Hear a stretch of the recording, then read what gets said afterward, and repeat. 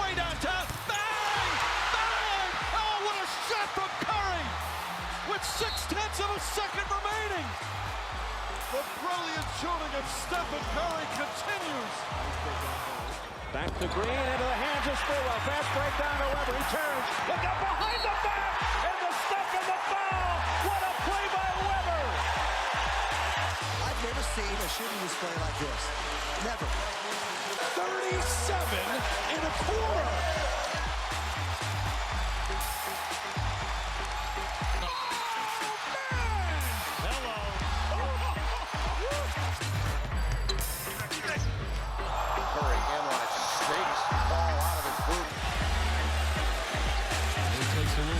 Misses. Curry splits the defense behind the back. Fires a three. Oh, he puts it in. What a spectacular move. That could be the greatest move I've ever seen. Here's Curry for the record. It's good! There it is! Stephen Curry! The all-time three-point king in the NBA! Fuck it. We'll do it live. You are in the Warriors Huddle with me, Bram. No Marcus or Maxime today, but I am fired up to announce that rejoining me after way too long, the host of the Athletic Alchemy YouTube show, an incredibly popular channel with more than 61,000 subscribers, a talented basketball mind whose tight and clear breakdown of Warriors video footage has helped me win more than one sports arguments, and a man whose description of Clay as an insatiable scorer has had me smiling just all day. Uncle Athletic Alchemy, what's going on, Alk? What's going on, Bram? Good to be here. Yeah, it's good to have you. I'm going to start this one very similar to the way we started the last one, and it's with a compliment, but really it's an acknowledgement of pressure. So every time I announce that we're having you on, and I'd put that into different platforms, Reddit and Twitter and wherever the hell we go, the immediate responses are always, oh my God, I might listen now. It's like, oh, he's my favorite guy. And I'm actually here. And in case you think I'm joking, here's something from Elijah Rodriguez. Quote, let's go. He's my favorite Warriors content creator. I've been winning so long, it's like alchemy. He's a very wise guy and has what I would describe as a unique breakdown perspective. ... Great guest. I might actually have to tune in. So you were ushering in a bunch of new guys and girls, and big pressure. We appreciate you. No, man, it's humbling. It's humbling. I'm glad to be here, man. I'm trying to step out and do, because I'm kind of a monologue guy. You know what I mean? I just do my thing, but I'm trying to expand and get better. So I appreciate you having me. Every time I watch one of your videos, and that includes today, I'm always impressed at that monologue ability. I mean, God knows, dude, no one's going to say that I don't talk too much, but I've never done the solo pod. I always have somebody else to kind of bounce this shit back and forth on. Is it easier? I mean, give us a look behind the curtain. Like, do you enjoy being able to just go in any direction you want, or would you occasionally like to bounce it off people? Yeah, I mean, I think you get good at what you do. And so I'm a talker, so it's naturally easy. I think that it's, the fill words and the losing train of thought. And I don't like to do the YouTube thing is there's a ton of jump cuts that a lot of the younger, so I try to flow and get my points across. But it's a give and a take. You usually hit the points you want because you're not, never get interrupted. Yep. But sometimes if you're lacking creativity, you just like, what was the point of that even? Yeah. Yep. It's a little balancing act. I'd go monotone, I'm sure, or I'd go too fast. And this would be my last just obvious ass-kissing compliment. But the thing, again, that I was impressed with today is the pace. It's not easy to keep just straightforward and a pace that's easy to follow without going too fast and too slow, especially when you're on your own and you hit that, man. So nicely played, but shockingly, I didn't call you on just to kiss your ass. I actually have some Warrior questions. And in fact, dude, you're the exact guy we need. So unlike me, I don't feel like you're blinded rather by your fandom. You can actually watch this team and critique them, and you have no problem speaking your mind. And so because of that, every now and again, since the last time we've had you on, we get a question that I kind of put off to the side and think, well, if we get Alk back, I wouldn't mind running them by him. So I've got those questions in pocket today, and we're going to get to them in a minute. Before we do, the glass half full. So this is where we look back. Give me something you like or don't like from recent hoop. And I'll go first just to give you some time to think here. You know what I like, man? I like Steph overpowering CP3. So we don't have Maxime. So hopefully this will work. We'll find out together. I've got video of that exact play. So we're watching a scene from last night's game. And of course, it is not playing. Well, at some point, hopefully it'll play. And what it'll show is CP3 trying to stop Steph from going to the hoop. Did you watch this? You know where I'm coming from last night? Oh yeah. Bully ball Steph. And it's not the first time he's got the better of CP on that baseline there, right? That was the same location of that first Clipper behind the back. He falls down. It was the beginning of all this. That's exactly right. And then the cameras caught him. And for whatever reason, and Maxime, this makes me hate you. I can't get this damn thing to play, so I won't be able to show you, but I'm sure you saw it. Steph goes out of his way to say this ain't 2014 no mo. And he's fucking referring back to the last time that he lost to the Clippers in 2014. And in fact, and I had another video that I'd be showing you here. We'll kind of jump cut it in because I know you like jump cuts. And it was an interview of CP3 after the game. And it's what I don't like. CP3 pretending that he didn't know what the hell Steph was talking about. Shit, I don't know what happened in 2014. Y'all tell me. It must have been from. Did y'all be in the playoffs that year? The Clippers? It's like 9 years ago. What happened? I think Dub Nation has been divided this year with Steph, right? One thing we can all get, no one likes Chris Paul. It doesn't even have to be Dub Nation, right? He's just an unlikable guy. And yeah, I mean, it's been, remember, kick me off the court again, boy. Kick me off the court again in that Houston series. So this has been long running, you know what I mean? And the greats, because I had just talked about Steph and his internal motivation, right? They always use these other little things to keep the juice and get that added advantage. But I think the point overall was like even when an all-timer still has nothing left to prove, they still feel like they have something to prove, and that's what we're seeing with Steph. 100%, and kind of what we're seeing with CP3. They asked Steph about it a little bit post game, and one of his comments, and I'm not even going to try to pull it up here, I'll paraphrase, was that sometimes people try to hold on to their top spots in the league and they get a little chippy because of it. And he didn't use the phrase CP3, but it was obvious who he was talking about. And I like that he said that. And then as far as CP3 pretending like he didn't know what they were talking about, did you buy that at all? No, I mean, we know who he is too, right? And he's the stickler. He knows he's arguing every little detail of every play. And that's kind of what's made him, a great point guard. So no one believes that. Fuck yes. And he started that back and forth by saying, you know what I remember? I remember rookie year, Steph spent a bunch of time at my house, before he entered the league. It's like weird. You remember those details, but you don't remember the last time you beat him. I'm not sure that's how memory works. And I did not believe it at all. But to bring us back to where we started, what do I like? I like watching Steph punk CP3. In fact, I think it's one of my favorite things I get to watch on television. So that's mine. What do you got, man? I think recently, Dante starting and closing has been a huge factor in some of the success lately. And I remember when the last time I was on here, I almost overstepped. I said, Dante could be the key to all of this. And then I kind of backtracked it and I was like, well, I don't want to get carried away here, but I really like Dante playing a more prominent role, both in starting and closing. And just, I think that he, as Kerr likes to put, he's more than just a connector, but he's such a well-rounded player. He's going to rebound for you. He's going to make the extra pass. He's on the ball, right? The mistakes that Dante makes, you can always live with because they're out of effort. And you can always say, oh, I saw what he was trying to do. I see what you're trying to do there. Some others, you're like, you know what I mean? I think you know where I'm going with that. Yeah, you don't have to say Jordan Poole. I know exactly where you're coming from. And Dante always feels like he's contributing to winning.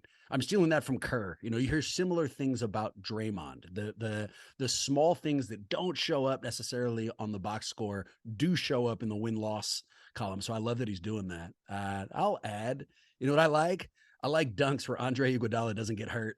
I like when he goes up 100. I mean, I know we all had our kind of collective, panties in a bunch when he went up there, but he not only looked spry last night, he, in some ways, is slowly justifying why the Warriors have held on to him. We've all been so upset about him holding on to that roster spot, and he's just Udonis Haslem, and they shouldn't be there. Well, based only on the last week, there's obvious method to the madness. But do you agree with that? Is Andre worth the spot now that we've seen him actually out there playing ball? I have to agree. I think that it's the sample size. I think we all knew, just because of how big and smart he is, like he could still be effective. It was like, but can you string together 10 games for us? And now with the two-way situation, Wiggins, all this stuff, he's kind of his hands being forced. He's probably playing more than he would have, right? They would have eased him in a little easier than they are. But yeah, the elevation on that two-handed reverse, I thought they were going to have to give him oxygen, man. I haven't seen him, but I think it's the one-footed stuff. And the other one, he had an and one where it looked like, actually, I think he went planted on too, but Richard Jefferson was making fun of him. Oh, he went to dunk it and he couldn't. I think that was an executive decision. Like, you know what?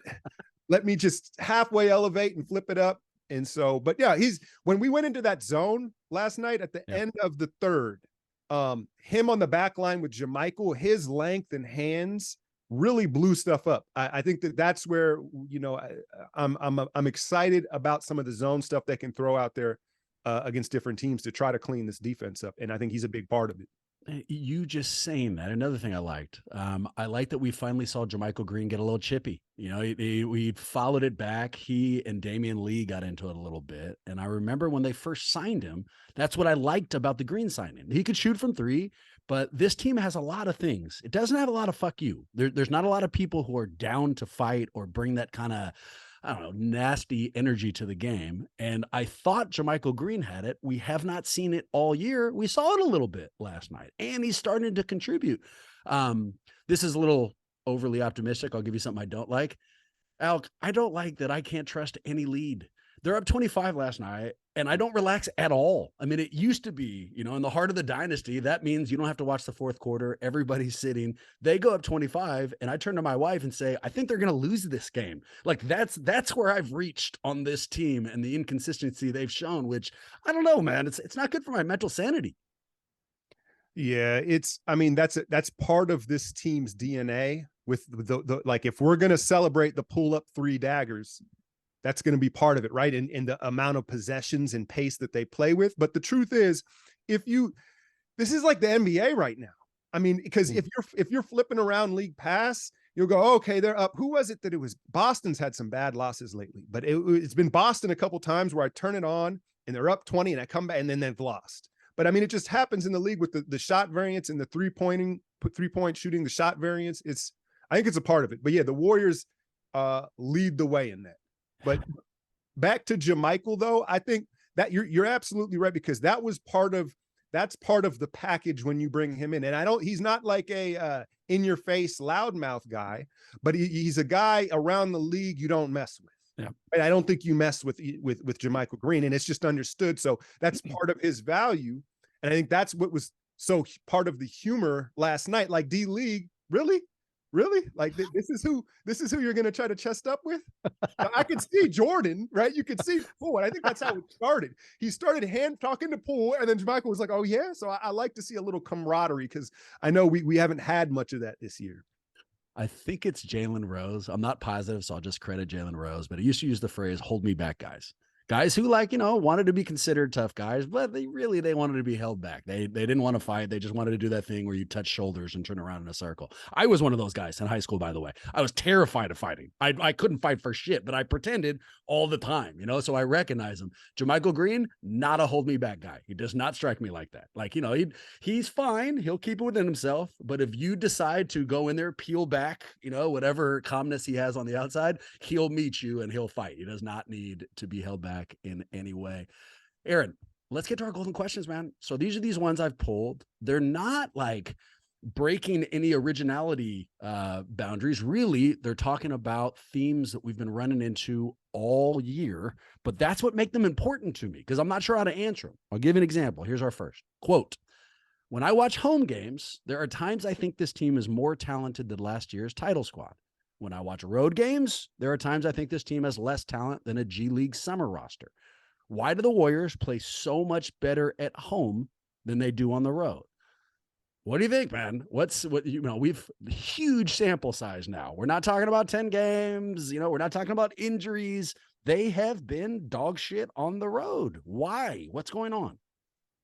Yeah. I mean, my theory was they're too reliant on the crowd energy, which is just an obvious answer. They asked Steve, before post or pregame, and he's like, well, if I had the answer, maybe we'd correct it. But so I think, they're too reliant on feeding off the crowd energy. But then the counter to that would be everywhere they go, half the crowd are Warrior fans. Right. Yeah. Who was it that threw out? I think it was Nick Wright and Colin Coward were saying that it's because they don't go out together on the road. I don't know if I buy that. You know what I mean? With the gap of it, but I'm gonna lose just like everybody else. I think it just snowballs, and there is, again, the energy. So defensively, I think it's the defensive energy. We all focus on the 3-ball, the eruption, right? But what is the saying that we've heard Fitz say during this whole dynasty? Defense leading to offense, and that's when it really explodes for them. And they're just too reliant on that, and that's why I think we only see it at home. They're too reliant on the crowd fueling that. And the motivation problem. I mean, that they haven't looked great in first quarters, although that's another thing I like from last night. We finally had a hot start and jumped off the screen. But it feels like every time we're in another team's building, they're properly motivated. They're playing the defending champs and a team they've been watching, for the last few months. And the Warriors come out flat almost every single time. But I want to say that, but I would imagine they talk about that before every game. They know this, just as you said, that Kerr is harping on it. So I can't find an easy answer. And I don't know if I've ever seen this giant of a disparity. Like if they were like close to 500 on the road, then that would make a little bit more sense. But they are so far beneath 500. They're such a different team. It's hard to justify, I guess is the way I'll phrase it. Yeah. Now, I mean, Draymond, for all his talking, he's insightful, maybe not in like, I don't know if he's the rocket scientist he thinks he is as far as just basketball, but he gives us these little tidbits, right? And who was it? I want to say it was Portland. It was the Watford kid in Portland a week ago, and they're at the foul line. He goes, "That's Klay Thompson. He's got 4 of them. He's got 4 of them. You can't, and how many times have we heard Draymond or Klay this season let an opponent know, like, hey, man, I got 4 of them. Like, what you talking about? And that's cool. I guess that's the card you naturally are going to pull, but it also kind of gives you an insight into their mindset. Yeah. Of that, there is a level of arrogance and a level of like, man, I'm not worried about you. Like, I'm too cool for school. But I think the other theory might be on the road. We talk about this gap and this divide of the locker room, not necessarily divides, maybe not the right word, but a generational gap. Yep. And perhaps on the road, Kerr, rightfully so, right? The veterans are going to lead the itinerary. If it's a team dinner, when shoot around, all this, right? Which may work for them, but it might not work for these young guys. They may need more structure and they may need to just get the juices flowing more than right. Because an old guy, you're stretching out and you're just trying to get loose for the game. A young guy is trying to break a sweat and get a rhythm before a game, just to use it as a big picture example. So it might be a divide between the preparation between the young guys and the vets. Yeah, that's interesting. I like it. I remember hearing the phrase cohesive grit. This one I won't give to Jalen Rose. I think I got it from Steve Kerr, but he said that's what they were missing on the road, cohesive grit. And it's the kind of phrase that I like. It sounds important and hoop. It's also incredibly amorphous and hard to define. I'm not sure exactly what he means, but that I think that is a portion of it, and it probably shows itself on the defensive side. Here's a related question. All right. Quote, please do a glass half full title edition. Give me one reason you think they could win it this year and one reason they can't. I'll let you take this one first, man. What do you think? I mean, the easy answer is right, because if Steph Curry's healthy, they can win it, right? No, but I would say, and maybe, it not the most positive things, but when the parity around the league, there isn't one dominant team. Yep. And you look at the path and the course, and now remember that, 2 weeks ago, the world exploded when Durant came out here to the valley, to the desert. The Suns looking kind of bad right now, they could slide out of that top 4, but it's been an ongoing topic, especially in the West. And so you just don't know where things are going to stand when playoff time starts. Guys are dropping like flies. And so because the West is collectively so weak, I think that's the opportunity to get out of the West. But I think that the reason why we wouldn't is, I hate to revisit it, but the lack of a big man in the James Wiseman fiasco of, not that James was to blame, it was that spot and that attention, that the way the roster was designed, because James was supposed to be that guy. And now we're sitting here with too little two-way guys that I don't know what we're going to do with them. They've contributed. There's no doubt about it. But the Lakers are lurking. AD, obviously Jokic, right? You saw Ayton. Ayton is hilarious, right? If Ayton wanted to, he could have dominated us last night. Yeah. Right. But that's not in him. But again, that would be, imagine if we run into Philadelphia or Milwaukee. I mean, I know we handled Milwaukee, but that was minus Giannis. Shit, Minnesota, Naz Reid looks like a fucking Hall of Famer when he plays against us. Yeah. Yeah. The lack of a big body, and I've ranted about it all season long, but there's all these symptoms of that. Yeah. And the reason we allow so many 3-point, right? Here's what you hear from Fitz every week. And this is the hottest 3-point shooting we've seen from this team all year. He's hit 8-3, right? It's always against the Warriors. And it's that sunken in concept. I've been calling it little man syndrome defensively. Everybody's got to sink in down to the paint. I don't know why Poole or Steph, look, I know the Drew Holiday block was incredible, but if you're Poole and Steph, you got to get out to the perimeter. I don't want Steph in there taking charge. Yeah. And I get it. It's supposed to be a gang mentality on the glass and in the paint, but that would be my reason why, because we didn't answer that big body we were all waiting for. Working backwards, great Fitz impression. I think I'd prefer listen to you do Fitz impressions than actually listen to Fitz, but that's a podcast in and of itself. Wiseman, because we just haven't had you, man. So I haven't known to talk to you about a few of these things. When they made the trade, right call, wrong call? I mean, what'd you think? Yeah, I mean, I was a big Sadiq Bey guy. I did a whole scouting report on him that draft class. So I was kind of, before the GP2 news broke, I was like, okay, I like it. I like it. Shoot, veteran. Yeah. But I guess the backstory is, the reason why Detroit moved him is he wanted upwards of 20 mil per. And Detroit was like, yeah, thanks. No, thanks. Huh, yeah. So we're going to move him. So that was that. I think, listen, we all love GP2 and in theory, what he could mean to this team. But I think clearly it was a mistake. I think what happened was that, remember how we were supposed to be interested in OG Anunoby, and there was these other things. Majiri was just doing toxic shit at the deadline. I think he was like just stirring the pot. So you imagine they're trying to see what they can get with OG, and then there's this, and it seemed like a last second thing that kind of fell into place, and they jumped on the idea of GP2. But in hindsight, it's like, look, dude, if you look at like the symbols or the signs, it was a mistake. Yeah. Oh yeah. Well, especially because he's been playing well too. The last follow-up I'll have on Wiseman, because it is what it is, man. This boat has sailed. But I had an argument with my co-host on this show. Marcus and Maxime are of the mind that if Wiseman does well now, if he goes and dominates ultimately over his career, it actually helps validate the Warriors. It explains why they picked him. I'm on the other side. I think that's a ridiculous position. If he plays well, it makes us look like assholes twice. We didn't develop the guy, and then we got rid of him and brought back a crowd favorite, but no one who's going to be, getting any all-star berths anytime soon. So if he plays well, does it make us look good or bad? Bad, right? Heads might roll, but like, and here I've been watching him because I know a lot of people are ready to do victory laps about James Wiseman's success, but you and I have been watching this league long enough, man. And I'm not trying to poo-poo on the kid, but listen, putting up numbers on a bad team, the final 20 games of the season, means nothing. Like, it means nothing. Saw 1,000 people do it. We've seen it happen so many times. I'm sorry. I've turned the games on. They look like summer league games. So yeah, he's comfortable. But here's what I will say.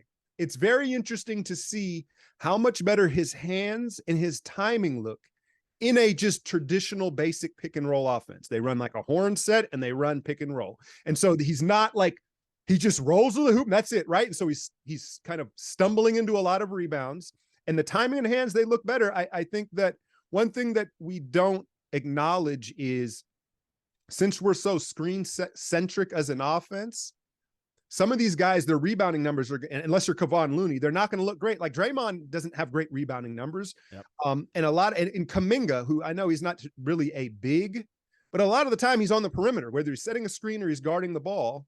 And so, yeah, he's rebounding and his hands look better. But we can have, I'm ready to have this conversation with the Wiseman fan club this time next year. Sure. Because, well, I think, again, I've been watching the games. I think he's going to have a hard time beating out the Dern kid. So that 5 spot.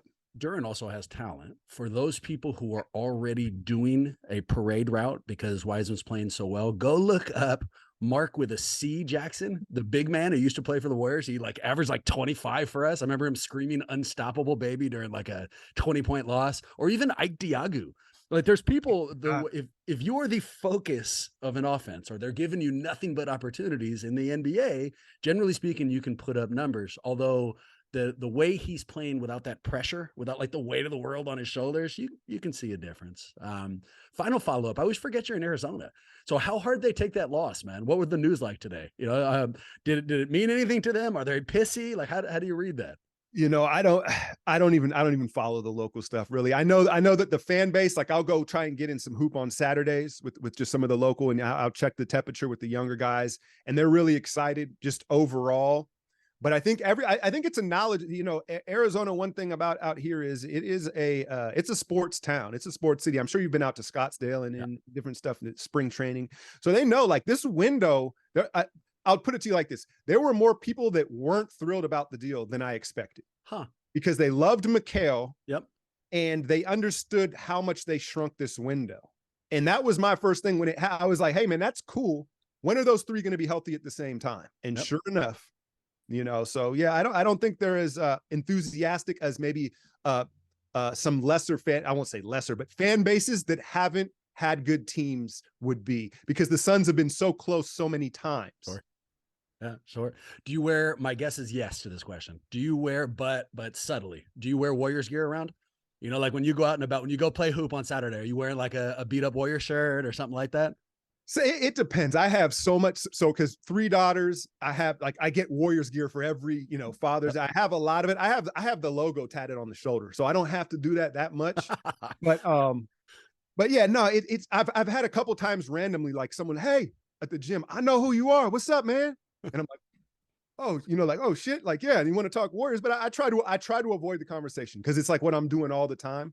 But I got a ton of Warriors gear. I don't think there's a better answer to that question than an inadvertent reveal of, oh, well, I have the logo tatted on the shoulder, so I don't really have to wear shit. People are able to pick that up almost immediately. It's old school. It's old school. It's an old, before the run, to be fair. But yeah, no, I try to avoid that conversation, because you know what it is I get too intense. People aren't ready for how I'm going to have that conversation.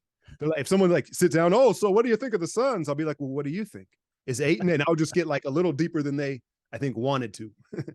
Well, that's the perfect response, because it shows them you're out of your depth to actually answer the question. So can't, you know, it's easy. Steph looks like Steph. Clay looks better than I remember him, at least on the offensive side of the ball. Draymond, you know, they're a title core. And DiVincenzo is starting to contribute.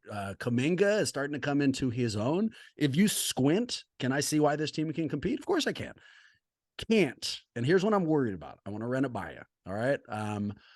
The way I view it, the Warriors have won as underdogs, right? That was their first title. Then they won as bullies when they brought in KD. And then last year kind of finished out the story arc. They won in that like redemptive, nobody fucking believes in us. So now they've covered all of the movie ways that you can win, all of the various motivations that can bring you there. And so if I was like a mountain climber and I'd climbed all the mountains, it's not that I'd stop climbing. I'd still, you know, love the hobby, but my motivation to reach another peak might go down. That's what I'm worried about with this team, is that having done it all and having reached last year is like the most redemptive, revenge-based, you know, satisfying title, that it's hard to get their ire up now. It's hard to get back to that motivated place. What do you think? Unfounded, on the money? Where are you on this one? No, I think it's on the money. I think that was the best description of the of the road problems, right? That's where it is. But in that answer, you could counter that with saying that's why they're going to look so much better come playoff time, right? Like, again, you've heard, how many times have you heard Draymond? What was he with the Dylan Brooks? This March, dog, I don't even get out of bed. This March, you know, like you're letting us know, Draymond. We know, I seen. I seen you standing there, but he was last night. He was underratedly good. The closeouts from Draymond, and he looks like he's gonna flip that switch. Even though we've been saying that all year long. So I think, I think you're spot on, and it goes back to that's the greatness of the greatest backcourt of all time, one of the greatest defenders of all time, and that internal motivation. They have nothing left to prove, and we've seen that. But when push comes to shove, pride's on the line. It's built in. It's built in. So I mean, fuck, to rope in what you were saying earlier, I've got 4, he's got 4. Really what you're saying is I have nothing left to prove. I mean, like it's an inadvertent thing. That's not really what you're trying to communicate, but that is what you're communicating. And so we got to hope that the playoffs themselves manufactures some motivation. Here's our next one, man. Quote, every time the Warriors have lost a game over the last month, I've thought, just wait until we have Wiggins. Am I crazy, or will Wiggins make this team a title favorite when he returns? So, not touching why he's out, I mean, nothing but respect. And whenever he feels capable of coming back, excellent. But when he comes back, do you view him as all right, that's all we need, and then off we go? And yeah, I don't want to be disrespectful with it and all that. I here's what I will say is, and I know it's speculation, but if he seemed off this year a little bit, and you could have written it into, hey, motivation. He finally, that his first championship, he's finally got his flowers. So it was understandable, but sometimes you don't figure out things until in hindsight, you piece things together. And so if and when he does come back, is he rejuvenated? Does he have that bounce in that gear that we saw a year ago? And that's, are we that's the question. Yep. And we'll see. Again, I don't want to get too into the detail of it or assume anything, but yeah, if he does, assume the best for me. Let's be optimistic. He comes back renewed. Does it change the title hopes of this team? Do you view them as, if not a favorite, certainly a contender? He's the second best player on the team, and that's Clay's been amazing, right? But I'll rephrase that. He was the second best player last year for the run. I think that we can all agree on that. Yep. So absolutely, and he is one of a handful of guys that you would choose to put on Luka, to put on Tatum, to put on Kevin Durant. That's exactly right. So absolutely. Shit, I'll take it a step further. Not only was he the second best person on the team last year, but in the finals, I think he was the second best player on the floor. I think he outplayed Tatum. I know I'm alone on this, and it's an island I'll die on. But if you're looking for his title impact, look no further than last year and the title he helped win. So yeah, he changes this team, and it's a component we need. And I hope to see it. I'll leave it there so that we are respectful. Here's the next one. So I'm going to paraphrase this one. Guy wrote in, gave us both quotes, but Steph was recently on the Dubs Talk podcast and offered a couple of things that is getting attention. One, he kind of supported Myers. He didn't come out and say sign him, but he said some really nice things about him. And then 2, he said he'd like to play one more game at Oracle. The Oracle one's kind of fun, and I got a follow-up question for you. But the Myers thing, it's weird for me. Alec, I don't understand it. I don't get what they're doing. I don't understand why play games with this guy or negotiate with him.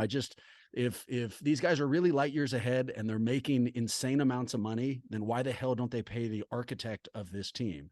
But I'll read you the quote and then ask you what you feel about the Myers thing and how you think it's going to go.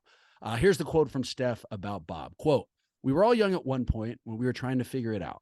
Out of his special abilities is to connect with you where you are. Be truthful and honest and authentic about how difficult the NBA is in the sense of decisions that are made and the business side of it. But also, he has a personal touch that you trust. I don't ever take that for granted. The fact that I can have a difficult conversation with him, I can pick up the phone and let him know how I'm feeling. He'll give it to me straight around where we are as a team or where I am individually." So, it's a guy he clearly has a lot of respect for and a relationship with. So what do you expect in this Myers scenario? How are you reading this? Why are they doing this? What's your guess? I was gonna get ready. I hadn't heard the quote. I was gonna get ready to shit on the quote just because Steph is so diplomatic. Yep. Like he is just like, he's not gonna give you anything, but that was actually really personal. Yeah. Right. So that was insightful. Look, listen, Joe Lacob has earned the right to meddle at the very least, right? Who are we to say? But it does seem like there is some sort of ego clashing, and I would assume Wiseman was at the hub of that. Huh. And so it could just simply be negotiating. Both of these guys, that's kind of their strength, right? Is negotiating and playing hardball. But I imagine that there was, again, this 2 timeline issue this year, and Bob having to mediate between Lacob and Kerr in the vets has probably put some strain on these negotiations and created unnecessary leverage, or like not leverage, but I don't know the word I'm looking for here. But yeah, I think that there is some stuff, and it falls with the 2 timeline thing, but hopefully it's just hardball with the money. I think you're right. There's some conflict that's happening. This should not be a conversational topic in my mind at all. You know what I'd like to see? I'd like to see Kelly Oubre, Lacob come back in, where they paid Oubre like whatever it was, $500 million to come in and play for a single season. If you thought that Oubre's contribution to the team was worth coming out of that amount, whatever the fuck Myers is talking. I mean, it's a difference of like 10 million a year or something. Pay him. I don't get this. Of the things that you want to play hardball with and show the world that you're not willing to pay for, the GM who created this dynasty doesn't feel like the place, the line in the sand you want to draw. Like, I don't get it. And we saw it with Jerry West a little bit. We saw it with Chelsea Lane a little bit. I don't want this to become the new Warriors, man. Well, and here's the thing is because coming from Cohen, or Cohan, you can't, again, remember the booing and the Monte trade. We have to revisit that, but you've heard so much about how hands-on Lacob is, right? He's drawing up mock big boards. He brings in the Toronto development guy, coach, Jokic, right? All this infrastructure. Yep. You wonder how much credit he's giving himself and perhaps his son. And so when these negotiations are happening, is now I'm recklessly speculating, but who cares? Is he saying, well, wait a minute, Bob, I ordered this, I ordered that, I'm kind of making these decisions. Is there an element of that? I don't know, man. I hope so. You have hit the nail on the head, Alec. That's exactly what I'm worried about. That's it exactly.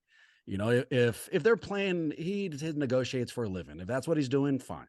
But if this is some telltale sign that he would like to have a much larger say, that he's slowly becoming that owner who starts making basketball decisions, that's not good for this team. We do not need that. That kind of hubris is going to screw us. And so I think that's why I'm so worried about this. It's this symptom that could be just a much smaller problem and it goes away, or it could be the first crack in this beautiful dynasty that we've been able to admire from afar. So I don't know. It concerns me, man. I'll leave it that way. I agree. I think that this summer, listen, it may be really good for content, but I think we're going to have an explosive summer either way. I really do. Yeah, I think so too. Especially if what I've been saying is if the matchups work out and they play Sacramento and then they lose to Sacto and Vivek, I see Joe Lacob pulling out his checkbook and spending every dollar he has to get back on top. And we'll see. We got some time, and you're right. The offseason is going to be fire. All right, here's a slightly more fun quote. So Steph also said he wanted to play back at Oracle. I won't read that quote. It was straightforward, but it leads to this. If they did that, they won't. But if they did that, who would you want to see him play? If you could handpick any team, and they go out there for a charity game or something, who would you want in that building? I think I got to say Memphis. Yeah, because Ja will be letting them off, and it'll be, it'll fit Oakland. It's Oakland. Memphis is Oakland. What beat right to my head was that Rockets team, but that team is long decimated, right? So then the next thought was Memphis. Yeah, or like LeBron in Cleveland, but he's not there anymore and you can't do it. So I've got a bastardized answer. I don't know if you remember. So back in 2011, and I know that only because I looked it up and I went to this game. I'm embarrassed to let you know. They had a charity event where it was the current Warriors versus a We Believe team. And the rosters, they got Matt Barnes, Jay Rich, Gilbert Arenas, Antoine Jameson, Ike Diagu, Al Harrington, CJ Watson. You remember that team? And I think Baron Davis was there. And they went to San Jose State and they played the current team. It was Monte and Steph Curry, David Lee, a bunch of other people. But I like that idea but we bring in the like fuck you all stars. You know, it's like CP3, LeBron, KG in a Wolves jersey, like all the dudes who just gave it to us in Oracle and just, you know, just one more time. Even like George McLeod, like guy, like smaller name dudes who always had it out for the Warriors for whatever reason. So that's my run here. Not bad, not bad. We might lose, but that would definitely be entertaining. Fair enough. All right, final question, and it's the one I'm most excited for. All right, quote: if you could commission any warrior from any era to write a tell-all book, what warrior would you pick? So the way I started going through this is through eras. You know, like who would I like to hear talk about the era? So for We Believe, I think I'm going Stack Jack. I mean, I love the Can he podcast. read it right? Say that again. Can he read and write? I assume so. And Stack, on the off chance you're listening to this, that was not me. That was not me. You go right after Alchemy. You know, don't wait outside of my house and beat the shit out of me. All the smoke. Assume it'll be a ghostwriter. I mean, let's not be ridiculous. I'll definitely be a ghostwriter, but it'd be Stack Jack there. I think for this year, so I want to be cute. You know, and I want to give you like some other name, but it's Draymond. I mean, he has a sense for drama. He is at the middle of most of the things I'd like to hear him describe, you know, like when he almost beat the shit out of Steve Kerr in the locker room, or the whatever it is that he whispered to KD, or why he punched Poole. But it would be Draymond, I think. How about you, man? You could commission someone for a book. Who would you want to hear? I think Draymond would definitely be the most entertaining, right? But I think as far as like insightful, you know who usually has the best perspectives is the listeners, the quiet ones. So I'll give you a dark horse in Kevon Looney. He's Looney. I feel like Looney because everybody trusts and confides in him. I bet you he knows where all the dirt. He knows everybody's dirt, the young guys, the old guys, right? Because they're like, I'm gonna tell Loon. He ain't gonna tell nobody. Exactly right. So if Loon had to tell all, I think that would be where all the bodies would be buried. I love that. You know what I love about it? Loon screams as that kind of energy as a guy. He has an opinion on everything. You know, he is a smart dude and he's watching and he's developed an opinion, but doesn't need to share it. You know, if you don't ask him about it, or if like no one ever asks him for it, he'll just file it away. He doesn't need to perform and have you know. But if given the opportunity to kind of drop all those opinions, I think it would be gold. I would definitely read a Kevon Looney book. I'm all over that. I'll give you one other name just because it's at the heart of a nasty disaster. We don't talk about it anymore. Latrell Sprewell. I wouldn't mind knowing what the hell PJ said, man. Like where's the 30 for 30 on that? Like how has that not been re-explored? You know, the man came out of a shower to choke him for like 45 minutes. Like I feel like there's a story there that has yet to be told. Yeah, I mean, and the way the Poole Draymond video leaked, you know, I mean, if we just had footage, I think then they would have ran with it. But that's a good one. That's a good one. That era of it. I'm trying to think of that era who I would want to hear from. I don't think I maybe had enough perspective. The picture would have that. How about Mookie Blaylock? He could write a book about how he didn't give a fuck. How he and it just didn't play in any way. It didn't show up. Dude, we would get these washed names and they'd show up and just collect their check. Like Bimbo, Coles, Mookie, Blaylock. I mean, there was endless of those guys. Remember Corey Blunt? Like what would happen is like someone would play like slightly well in the playoffs, and then the Warriors were like, "We need you." The Raiders did that for a while too. Yep. There was a ton of them. I remember that whole Bobby Sura era. I was at plenty of those games because they were like $12 a ticket. It's 100% right, and you could sit anyway you wanted. Yeah. You could go downstairs and sit right there. I was a huge Bobby Sura guy. I remember like wanted to dye my hair. You know, like he'd dunk occasionally. Like I was all about. What's been so hard about this year, man, and I don't get to talk to people who have been watching as long as we have. When they lost before, you know, I expected it. It was like watching Mr. Bean fall. You know, like they were a comedy, and so when they lost, it wasn't a big deal. What's hurt this year is it's like watching James Bond fall. You know, my perception of them are this dynastic group that just isn't fucking playing well. And it's a whole different way to process it. You know, it's not watching Danny Fortson be shitty for us, you know, and coming to terms with that. It's a whole different thing. Yeah. What's the, I'm going to butcher the quote, but expectations ruin joy, based Yes. more or less, right? But no, I hear you. It is. It's super. This has been. I'm not gonna lie. This has been it feels like the longest season I've covered. I've been doing it since like 17, as far as the breakdowns for each game, and this just feels like it's just a marathon. And you're right. It's the expectations, it's the up and down of it. But what I find funny is that and I'm not here to quit. Like, this is the thing. I don't want to shit on anybody's fandom, because that's what happens when we became a dynasty and it was so great. You're going to gain 3 times the fans. It's only natural. Steph Curry, so I totally get it. But these newer fans, they haven't felt that torture and that pain. And so I love when I get people say, I ain't worried about nothing. That's all they know. They're like, oh, we all good. I'm like, I don't know, man. This could just get real ugly real fast too. Because they haven't felt that before. And so it's just a balancing of the expectations and appreciating it while it's here. Steve Kerr, when they were really, really, really winning games, would occasionally say, this is not real life. This is not real basketball. And like, a fact. Oh, my God, was that true? Welcome to real life. Like, this is what it feels like, even to be an elite team. You're not guaranteed shit. You're going to have downsides to this. I wasn't going to ask you this, but I got you. I promise it'll be my last one here. Jordan Poole contract. Thumbs up, thumbs down. Like, where are you on this deal?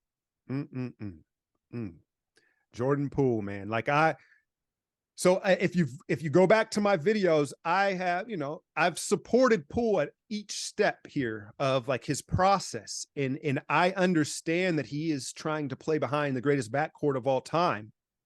But I also understand why Draymond tried to prime Chuck Liddell, knock him in outer space. Like, listen, and people, again, that's the one thing I didn't want to say, is because we talk about this, the generation gap right now is one of the largest I think we've seen per generation. Like, we all talk about, like, I dress different, I listen to different music, right? This 10-year gap, but these kids that grew up on Instagram and Facebook, it's different. And I'm not afraid to say, listen, he was good last night. He actually played like a 6-man last night, and he scored when we needed him to. I can live with some turnovers if the intentions are good, right? But Poole is, the contract. I think that it may play out like the D'Lo contract. It may be an asset. It may be an asset. You know what I'm saying? And I don't like where he's at as a player right now. And what I was going to say is I skip. He seems obnoxious. Like, I'll just say, right? He seems like an obnoxious guy. You saw Kerr almost swing on him in Cleveland. If you did a draft, you had the entire league's population, and you were drafting to pick one person who could use his words alone to make you want to punch him, Jordan Poole might be my number 1 pick overall. And I've never had a conversation with the man. I've never had it, but just watching him over these last few years makes me feel very confident in that number 1 overall pick status. So yeah, I think obnoxious isn't unwarranted. Let's phrase it that way. And then I think the other thing that I know you're hearing this chatter too, right, is the way Dante's performing and how much more of a warrior type of player he is, and a complete player. And that's where, the fan, we'll see how it plays out, right? We got a long ways to go, and maybe he can have a good playoffs. But, if you do look at last season in that the crazy run with each playoff, Steph, remember he came off the bench in the Denver series in round 1, right? Yep. With each series, Poole played less and less as the games got tighter and closer, up until the finals, where he wasn't a real big part of that finals. GP2 was, coming back from the elbow. Yep. So we'll see how these playoffs play out, and if he can settle into a role. But I think that part of that, here's the question: was that extension coming pre-punch or not? Because they didn't have to extend him then, right? But it felt like it all lined up: the punch, the video, the drama. Definitely. Here's 130. Yep. To continue an ongoing theme, exciting offseason. There's a lot of defining hoop to be played, and then an offseason that might completely overhaul this roster. I guess we'll find out together, man. Yeah, man. It's gonna be exciting. It's gonna be exciting. And again, just appreciate this run, and I think we're in store for a lot of changes. The one thing that I will say is about how frustrating this has been. It does seem like with the way the three balls being shot and the shot variance, and the way the league's being played right now, it's kind of trending towards the NFL with parity. Where I don't know if we're going to have these dominant teams anymore, because it's 20-point swings every night. Yep. And it's just it more than ever, it's a make or miss league. So does that allow us to just remain competitive even as the dynasty fizzles out? We'll see. Yes, we will. Alk, thank you. Huge fun. I was looking forward to this one, and you did not disappoint in any way. I am sure that people need way more Athletic Alchemy in their life. If I'm right, where do they go? Athletic Alchemy, YouTube, Athletic Alchemy Patron. I break down every Warrior game the next day. It's about 12 to 13 minutes, full highlights with commentary over it. Some jokes, some details, some coaching aspect of it. Yeah. And then you can find me at Uncle Alchemy on Twitter. I don't tweet much, but when I do, it usually means something. But I appreciate you having me on, bro. Of course, man. That was like the most interesting man in the world beer commercials. I don't always tweet, but when I do, it's hell of importance for us. We are still only on one place on social media. That's Twitter. That's about to expand, but we'll take that up down the line. We have a website now, warriorshuddle.com, where we have written content. Hop on there, look around, give us some hits. We'd really appreciate it.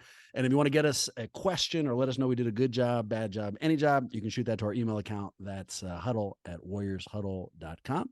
With that in mind, go Warriors. Hopefully, we'll see you next week.